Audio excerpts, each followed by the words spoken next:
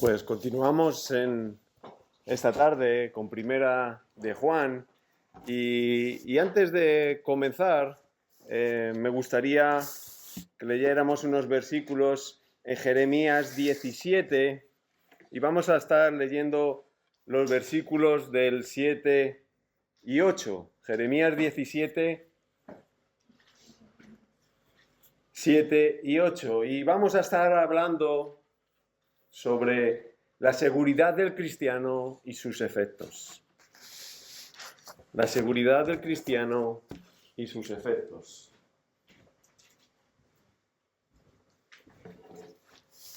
Y dice así la palabra del Señor, Jeremías 17, 7 y 8. Bendito es el hombre que confía en el Señor, cuya confianza es el Señor. Será como árbol plantado junto al agua, que extiende sus raíces junto a la corriente. No temerá cuando venga el calor, y sus hojas estarán verdes. En año de sequía no se angustiará ni cesará de dar fruto. Versículo 9 dice, más engañoso que todo es el corazón y sin remedio. ¿Quién lo comprenderá? Y en esta tarde vamos a estar observando que tener comunión con Dios, practicar la justicia y amar a nuestros hermanos asegura nuestros corazones, ¿verdad? Y nos hace vivir confiados. Y la seguridad del cristiano no se encuentra en lo que él hace, sino en lo que Cristo ha hecho a nuestro favor. Y la seguridad no es un tema menor para el cristiano. La seguridad produce efectos sobre la persona, ya que ofrece confianza, esperanza, certeza, determinación, decisión. Y todos los cristianos necesitamos saber en qué punto nos encontramos y cuál es la perspectiva bíblica sobre la seguridad de la salvación. La salvación en Cristo es eternamente segura y podemos confiar o la perdemos. ¿Cómo podemos saber si la semilla del Evangelio está plantada en nuestros corazones? Vemos en las Escrituras cómo hay personas que mostraron interés por el Evangelio, pero aún así no tenían una fe salvadora. ¿Por qué?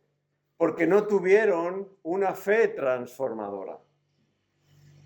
Sus vidas no mostraron fe genuina. Y Juan está presentando en esta epístola las características, los resultados que demuestran que eres un verdadero cristiano. La verdadera salvación, hemos visto que persevera en la fe y en santidad, aunque pudiéramos caer en pecado. Las Escrituras nos llaman a examinarnos a nosotros mismos. Fijaros lo que dice Pablo, ¿verdad? En 2 Corintios 3:5 dice, examinaos a vosotros mismos si estáis en la fe. Pedro dice en 2 de Pedro 1:10, por lo cual, hermanos, tanto más procurad hacer firme vuestra vocación y elección. Y Juan en el capítulo 5 dice, estas cosas os he escrito a vosotros, que creéis en el nombre del Hijo de Dios, para que sepáis si tenéis vida eterna.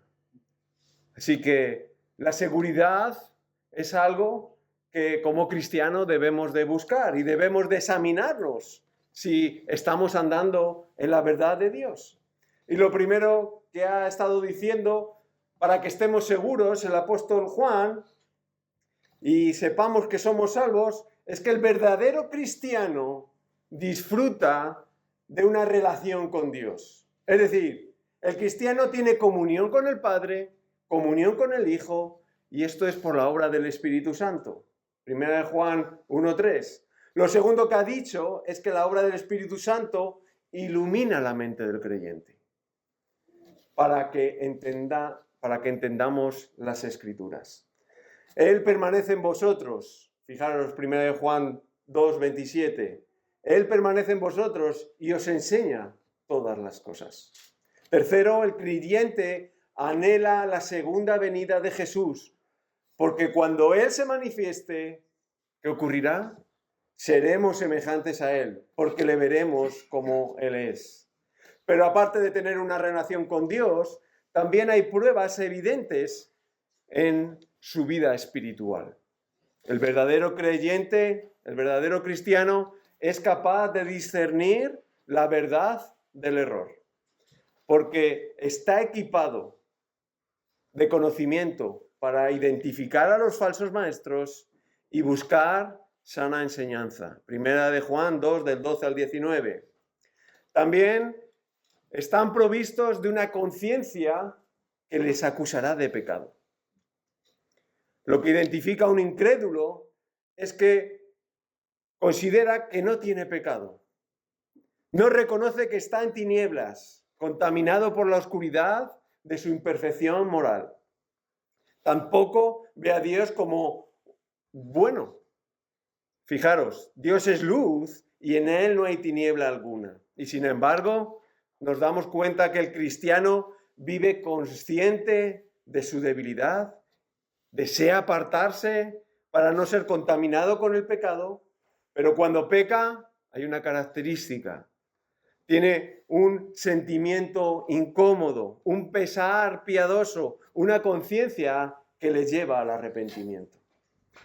Busca confesar lo antes posible para recibir el perdón de Cristo y sin embargo observamos que el incrédulo, el falso cristiano, ignora su pecado y cuando ya es muy escandaloso, ya le han pillado, es visible, lo que busca es esconderlo, minimizarlo y acusar a los demás de él. No es que la culpa es de la infancia. No, la culpa es del barrio en el que vivía. No, la culpa es de la escuela a la que fui. No, son los amigos. No, son los compañeros de trabajo. Y por último, también, no, es la iglesia a la que asistía. Así que en vez de decir, soy un pecador, miserable de mí, ¿quién me librará de este cuerpo de muerte? ¿Verdad? El cristiano verdadero, en cuanto peca, va a Cristo, se da cuenta de su pecado. El cristiano verdadero está cansado de cargar con su pecado y desea el perdón y restaurar la comunión con Dios sin excusa alguna. Otra manifestación que demuestra una salvación genuina, según Juan, es una decreciente vida de pecado. Fijaros, ninguno que es nacido de Dios practica el pecado, porque la simiente de Dios permanece en él. Es decir, el cristiano comienza a romper con su modo de vida pasada y ahora es atraído por patrones con un nuevo modo de vida. Así que quiere ser atraído por la palabra, vivir en santidad, tiene afectos y deseos nuevos. ¿Y qué ocurre? Baja la conducta pecaminosa y aumenta la obediencia. Y esto sabemos, dice 1 Juan 2:3, esto sabemos que hemos llegado a conocerle, si guardamos sus mandamientos. La obediencia es la manifestación clara de que hemos llegado a conocerle. Y Juan lo está presentando.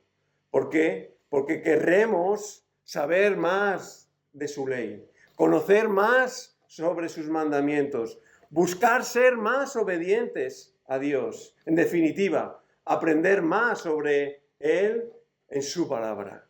Ese es el deseo del creyente. Pero, ¿qué ocurre con el falso cristiano? De lo contrario, ellos que dicen, piensan que lo saben todo. Piensan que no tengo nada más que aprender. ¿Para qué ir todos los domingos a la iglesia? ¿Para qué tanta reunión y tanto estudio? Para decir siempre lo mismo. Esto es lo que piensa el falso cristiano, el que no es un creyente. Entonces, observamos que estas personas tienen problemas en su vida espiritual. Así que hemos visto que para estar seguros y confiados de que somos cristianos, debemos tener una relación con Dios, una vida de crecimiento espiritual, y Juan presenta otra prueba que tiene que ver con las relaciones personales con los demás. El cristiano tiene otros afectos, otros intereses. No quiere imitar al mundo, ni a la gente del mundo. Juan les dice, no améis el mundo, ni las cosas que están en el mundo. Si alguno ama al mundo, el amor del Padre no está en él. El mundo, no sé, se está refiriendo aquí, ¿verdad?, a este sistema engañoso de Satanás. La religión falsa, las filosofías, el materialismo, la inmoralidad y todo este tipo de cosas. Aunque el cristiano pueda verse atraído por el mundo y tristemente a veces pecar, su convicción como creyente lo llevará al arrepentimiento y a la confesión. Por último, hemos estado viendo que no solo el cristiano verdadero odia el mundo, sino que el mundo odia al cristiano. Fijaros, hermanos, no os maravilléis si el mundo os odia. El cristiano, al igual que Cristo, serán rechazados. ¿Quieres estar seguro de tu salvación? Mira a ver a tu alrededor si eres aceptado por todos los que están a tu lado. Y finalmente, aunque sufrimos el rechazo de este sistema, hay algo que caracteriza a un verdadero creyente, y es que nosotros amamos a quienes nos odian. Y sobre todo, ¿verdad?, como vimos la última vez con Joseph, amamos a nuestros hermanos. Los amamos no solo de palabra ni de lengua, sino de hecho y verdad. Y cuando esto es así, cuando nuestras vidas se caracterizan por estas señales, podemos tener seguridad en nuestra salvación y libertad para acudir a Él en oración, que es de lo que vamos a estar viendo ahora en esta tarde. Vamos a ver cómo es que podemos estar convencidos de nuestra salvación para acudir a Él. Así que os animo a abrir vuestras Biblias en Primera de Juan 3 y vamos a estar leyendo los versículos que van del 19 al 22.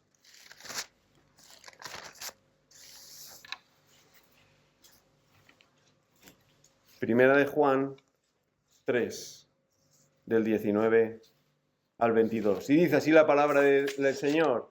En esto sabremos que somos de la verdad y aseguraremos nuestros corazones delante de Él, con respecto a cualquier cosa en que nuestro corazón nos condene, porque Dios es mayor que nuestro corazón y sabe todas las cosas. Amados, si nuestro corazón no nos condena, confianza tenemos delante de Dios y todo lo que le pidamos lo recibiremos de Él, porque guardamos sus mandamientos y hacemos las cosas que son agradables delante de Él. Y versículo 19 dice, en esto sabremos que somos de la verdad y aseguraremos nuestros corazones delante de Él. La necesidad del cristiano es vivir en comunión con Dios por medio de la oración. Y Juan presenta nuevamente el hecho de pertenecer a la verdad como un elemento fundamental que hace que tengamos comunión con Él y que a su vez nos produce seguridad. Y acercarnos a Él y no percibir un sentimiento de condena. La convicción de que somos cristianos no nos llega por ciencia infusa, sino por evidencias que vemos en nuestra vida, por demostraciones tangibles, demostraciones evidentes. Y son muchos los cristianos que dudan de su salvación y se preguntan, ¿cómo sé yo si realmente soy cristiano? Y Juan apunta a los versículos anteriores, ¿verdad? Si nos damos cuenta, está diciendo, y en esto sabremos. ¿A qué es esto? A los versículos anteriores, en que nos amamos los hermanos unos a otros, ¿verdad? Y no solamente de lengua, sino de hecho y en verdad. Y esta frase se refiere, como hemos dicho, a lo anterior. Juan está diciendo que nuestra convicción para acudir a Dios, es decir, a Él, en oración, sin temor, es cuando observamos en nuestras vidas que amamos a nuestros hermanos sacrificadamente. Y fijaros, más adelante, en el capítulo 4 dirá, ¿cómo podéis decir que amáis a Dios, que no veis, si no amáis a vuestro hermano que estáis viendo?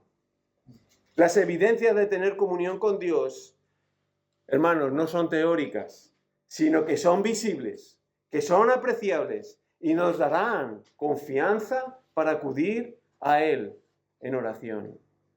Si nos damos cuenta, dice, en esto sabemos que somos de la verdad y aseguraremos nuestro corazón cuando delante de Él, cuando iremos a orar a Él. La comunión con Dios no son teóricas, sino que son visibles. La salvación no es un hecho teórico, la salvación es un hecho evidente y visible. Hemos sido transformados en nuevas criaturas y esas nuevas criaturas se manifiestan de otra manera. Fijaros lo que dice el Señor Jesús. Así alumbre vuestra luz delante de los hombres para que vean vuestras buenas obras y glorifiquen a vuestro Padre que está en los cielos. Dios no necesita que le demostremos si amamos a nuestros hermanos para saber si somos o no somos hijos verdaderos. Pero nosotros sí necesitamos saberlo. Y de esta manera, amándonos unos a otros, es lo que producirá en nosotros una seguridad. ¿Para qué? Para que podamos acudir a Él sin temor.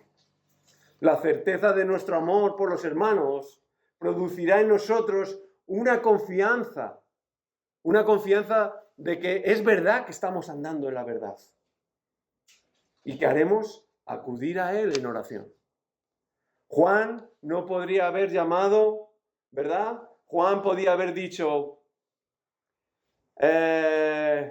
nos podía haber llamado a amar a la cruz. Hermanos, amemos a la cruz. ¿Esto sería tangible? ¿Esto sería visible? ¿Esto lo podríamos cuantificar? No. ¿Por qué? Pues porque amar a nuestro hermano es algo visible. Es algo que podemos comprobar nosotros mismos si estamos andando en la verdad. Andar en la verdad, observamos aquí en las Escrituras, es andar bajo la luz de su palabra. Fijaros, Salmo 119, 160. La suma de tu palabra es verdad, y cada una de tus justas ordenanzas es eterna. La seguridad del cristiano y su convicción está en creer y obedecer la palabra de Dios. Y hermanos, amar a nuestros hermanos está en la palabra de Dios. Creer es actuar. Cuando obedecemos los mandatos bíblicos, imitamos a Cristo. Y esto asegura nuestras conciencias y nos produce confianza para acudir. ¿Cuándo? En oración a Él, delante, y con un corazón, ¿verdad?, que no pudiera decirnos lo contrario. Versículo 20. Fijaros, con respecto a cualquier cosa que en vuestro corazón nos condene, porque Dios es mayor que vuestro corazón y sabe todas las cosas. En esto sabemos que somos de la verdad y aseguraremos nuestros corazones delante de Él, con respecto a cualquier cosa en que nuestro corazón nos condene, porque Dios es mayor que nuestro corazón y sabe todas las cosas. Juan quiere que veamos que es imposible acercarnos a Dios en oración si no están las cosas bien con Él. La oración determina tu salud espiritual con Dios. Cuando nuestro corazón siente culpa, cuando nuestro pecado nos hace sentir mal, sabemos, ¿verdad?, que no estoy dispuesto, ¿verdad?, a acercarme a Dios. ¿Por qué? Y además a continuación dice, y sabemos que hay un tribunal más alto que nuestro corazón, que es Dios. Este tribunal, es decir, Dios mismo, sabe todas las cosas, conoce toda situación y circunstancia de nuestra vida. Aunque Él conoce nuestra naturaleza, Él conoce nuestra debilidad, también conoce que si pecamos, no vamos a presentarnos delante de Él en oración, porque nuestro corazón no nos va a dejar. La oración es lo que mantiene al cristiano su relación con Dios. Fijaros lo que dijo Jesús. Jesús afirmó de la necesidad que tiene el cristiano de orar siempre y sin desmayar. Y pudiéramos ser extremadamente sensibles y ver mucho pecado en nuestra vida y tener miedo de acudir a Dios en oración. Y Juan quiere hacernos ver que si manifestamos nuestra obediencia a los mandamientos de Dios y demostramos amor por los hermanos, ¿qué ocurre? Esto es una señal de que estamos andando en la verdad. Y debemos acudir a Él en oración para seguir siendo limpiados y perfeccionados a la imagen de su Hijo. Fijaros lo que dice Romanos 8:1. Ahora pues, por consiguiente, no hay ninguna condenación para los que están en Cristo Jesús, los que no andan conforme a la carne, sino conforme al Espíritu. El hecho de sentir un pesar en nuestro corazón como cristianos no debe hacernos que no nos acerquemos a Él en oración. Debemos confesar, debemos pedir perdón y acercarnos a Él. ¿Por qué? Porque tenemos la seguridad, porque no hay ninguna condenación para los que están en Cristo Jesús. Los que no andan, ¿verdad?, conforme a la carne. Y andar a la carne, ¿qué es lo que ocurre al cristiano? Que produce inseguridad y nuestros corazones nos condenan. Pero si andamos conforme al Espíritu, tendremos libertad en todo momento de acudir a Él en oración. Eso nos produce convicción de que somos salvos y nos lleva al siguiente punto, que es vivir con confianza. El cristiano vive confiado de su salvación. Versículo 21. Amados, si nuestro corazón no nos condena, confianza tendremos delante de Dios. Juan sigue siendo fiel a su método de contrastes, ¿verdad? Luz y tinieblas, vida y muerte, verdad y mentira, y ahora contrasta un corazón que condena a un corazón que no condena. En el versículo 20 nos vino a decir qué confianza podemos tener de nuestra salvación o que Dios nos escuche nuestras oraciones si vivimos en pecado. Confianza ninguna. ¿Cómo vamos a acudir ahí si nuestro corazón nos está condenando? Pero si manifestamos las características de un verdadero creyente, nuestra conciencia obtiene la confianza necesaria para acudir a Él. Aunque nuestra confianza está en la obra de Cristo, demostramos que somos cristianos cuando obedecemos a Él. Cuando somos obedientes a la palabra de Dios, el Espíritu hace que desaparezcan las dudas. Y nuestro corazón, fijaros lo que dice en el 21, no nos reprende. De manera que nuestra confianza en Dios se afirma. Jesús lo dijo de esta manera. Fijaros, Juan 15, si permanecéis en mí y mis palabras permanecen en vosotros, pedid lo que queráis y os será hecho. Por lo que no hay temor para acudir a Él en oración. La palabra confianza significa libertad, de nuevo, implica que no hay obstáculo, no hay estorbo para acercarnos a Dios. El cristiano obediente tiene el privilegio de acercarse a Dios en cualquier momento, sin temor, sin dudas, sabiendo que va a ser escuchado. Porque tenemos un Padre que es amoroso, que desea dar, sabiendo que lo que pidamos, ¿verdad?, lo recibiremos. Versículo 22. Y todo lo que le pedimos lo recibiremos de Él, porque guardamos sus mandamientos y hacemos las cosas que son agradables de Él. Esto significa que si vivimos una vida buena, ¿recibiré todo lo que pida? La respuesta es que no. Lo que significa es que si tengo comunión con Dios, guardaré sus mandamientos haciendo su voluntad. ¿Y cuál es su voluntad?